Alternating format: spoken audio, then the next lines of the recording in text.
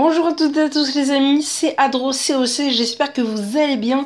Aujourd'hui une nouvelle vidéo sur Clash of Clans, on se retrouve donc sur un tuto sur la maison des ouvriers. Comment gagner 1000 gemmes gratuitement sur Clash of Clans, donc grâce à un succès justement de la base des ouvriers. Donc il faut atteindre les 3000 trophées et aujourd'hui je vais vous apprendre justement avec mes conseils, mes astuces à y monter à ces 3000 TR. Ça va pas être forcément facile, mais il faut faire les bons choix d'up de défense, de troupes, etc. Donc voilà, je vais tout vous expliquer dans cette vidéo. C'est parti avec des gameplays en fond. Allez, donc on est directement parti sur le tuto les amis. Donc comment monter à 3000 trophées efficacement, on va dire le plus rapidement possible. Donc tout d'abord il ne faut absolument pas maxer sa maison des ouvriers comme l'HDV sur le village principal. Ça va pas être possible et ça va pas être le bon choix tout simplement, car vous allez perdre trop de temps. On n'a qu'un seul ouvrier sur ce nouveau mode de jeu, donc ça va être très difficile d'up toute la base. Je vous cache pas que si on avait au moins 2 voire 3 ouvriers, on pourrait justement améliorer plusieurs bâtiments et donc maxer la base, mais là en l'occurrence on n'a qu'un ouvrier, donc il faut faire les bons choix et ne pas tout améliorer, car certains bâtiments sont très bien au level où ils sont tout simplement, et donc voilà, on va pas forcément les améliorer et on va rush tranquillement les HDV, enfin les niveaux de maison des ouvriers pour atteindre le maximum, c'est-à-dire la maison des ouvriers de level 6, et donc avec toujours en ayant fait les bons choix en BH4, en BH5, enfin voilà les BH précédents. Donc on va commencer par les troupes qu'il faut maxer ou qu'il faut EP. Donc à partir du BH4, hein, je vais faire BH4, BH5 et BH6 ensuite. Donc voilà, je vais commencer par les troupes, donc vous l'aurez compris, en BH4. Donc premièrement il faut maxer, enfin voilà, il faut à tout prix essayer de maxer les géants de level 8 pour bénéficier tout simplement d'un géant en plus par camp, 3 géants à la place de 2, donc ça fait bien plaisir. Si vous voulez donc mettre 2 camps de géants, vous avez 6 géants, donc une capacité de tank vraiment très importante, et donc vous pouvez les accompagner de barbares, d'archers, et ça pourra vraiment faire une force de frappe très très puissante. Donc ensuite on a les archers de level 8 qui sont vraiment très intéressants avec il me semble 7 secondes d'invisibilité. Barbares de level 8 où il y a 8 secondes d'enragement au début, et les bombardiers de level 2. Donc ça c'était pour le BH4, je répète, géant 8, archer 8, barbare 8 et bomber 2 pour le BH4. Pourquoi le bomber par exemple on ne l'up pas plus? C'est tout simplement car il faut qu'il débloque sa capacité, on n'en demande pas plus. On va voir pour les BH suivants. Donc pour le BH5 on demande donc des bébés dragons de level 8, des barbares 10, des bombers 4 minimum. Alors les bébés dragons de level 8 et les barbares 10, je vous conseille de faire les barbares en premier, car les barbares, vous allez bénéficier de 5 barbares par camp, c'est-à-dire 60 barbares si vous remplissez les 4 camps. Donc c'est pas mal du tout, hein. 60 barbares ça fait vraiment de gros carnage, hein. Surtout en BH5, ça peut faire des 80% 2 étoiles très facilement. Donc voilà, je vous conseille vraiment les barbares 10, ensuite les bébés dragons de level 8, ça servira plutôt pour le BH6 ensuite, et les bombeurs de level 4 minimum. Pourquoi le level 4? Tout simplement car on obtient un bomber de plus par camp, c'est-à-dire 3 par camp, et à partir de 3 par camp, il commence à faire vraiment mal et ça fait bien le taf.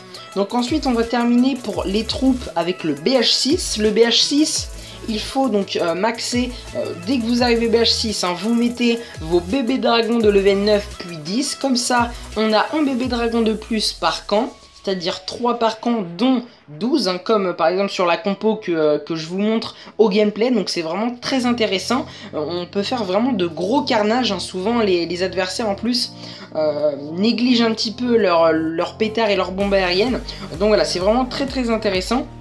Et donc ensuite, les archers de level 10 pour en avoir 2 de plus par camp, il me semble. Hein. Donc voilà, ça fait un total de 32 si vous remplissez les 4 camps. Et la machine de combat, il va falloir l'améliorer, c'est assez dur. Mais voilà, il faut s'y mettre un moment au level 5 pour débloquer la capacité, les amis. La capacité qui est juste monstrueuse. Vous devez le savoir hein, si vous regardez des lives de BFA ou autres, hein, ou même des vidéos d'autres youtubeurs. Elle est vraiment ultime hein, cette machine de combat avec son fameux pouvoir. Donc voilà, je vous conseille vraiment de maxer la machine de combat au level 5. Et ensuite, hein, vous pouvez bien évidemment remettre les bombeurs excusez-moi, au level 10. Comme ça, ils vont encore faire de plus en plus mal.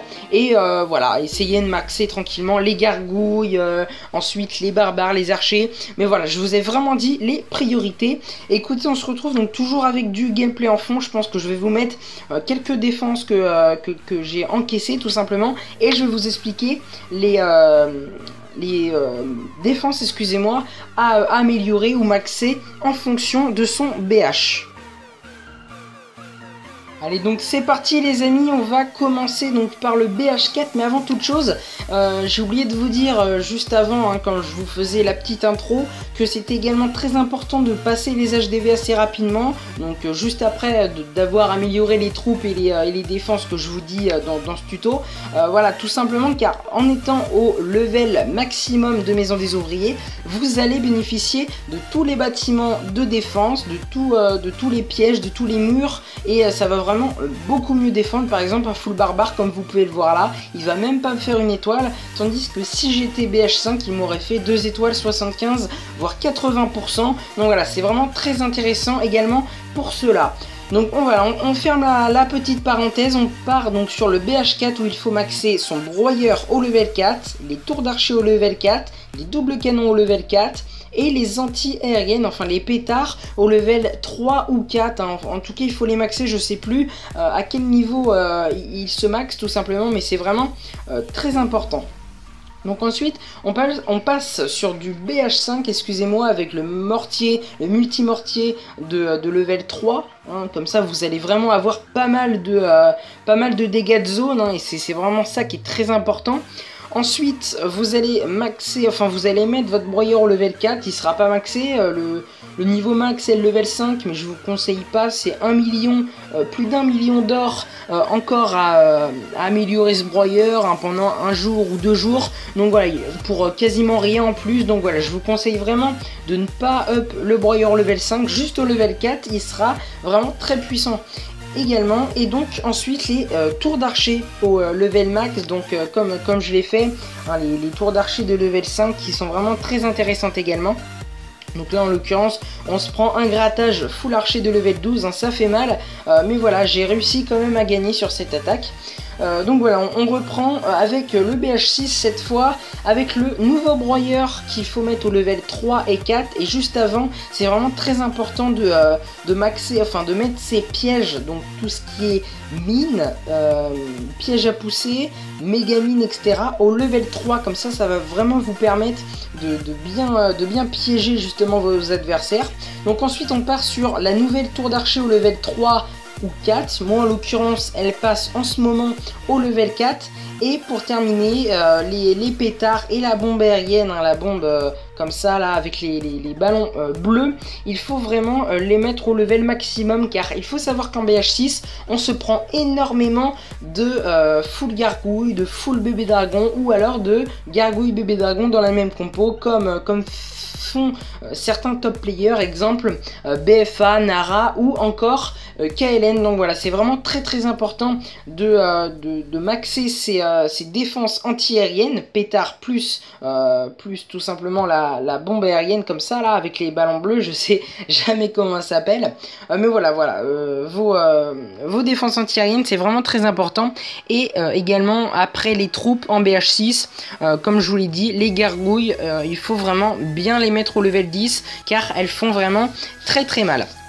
Donc voilà, c'est fini pour ce petit tuto les amis, et on se retrouve donc sur tout simplement mon village, hein, pour conclure cette vidéo.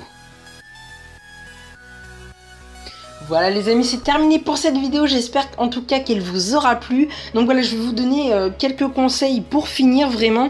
Il faut, si vous le pouvez, lancer la tour de l'horloge au level 5, hein, parce que moi elle est maxée, enfin pour le BH5 c'est vraiment très important, essayez de la monter à côté si vous voulez.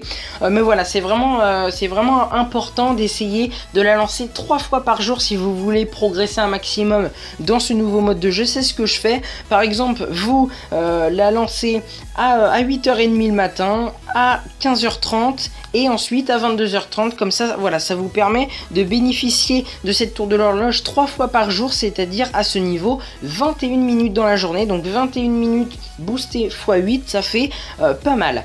Donc voilà les amis, en tout cas j'espère que ça vous aura plu, n'hésitez pas à lâcher un gros pouce bleu, à me dire en commentaire ce que vous pensez de ce petit tuto, et voilà, moi je vous fais de très gros bisous.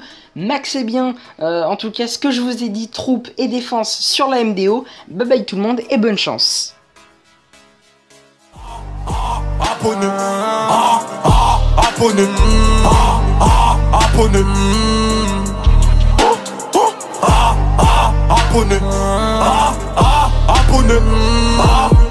abonné.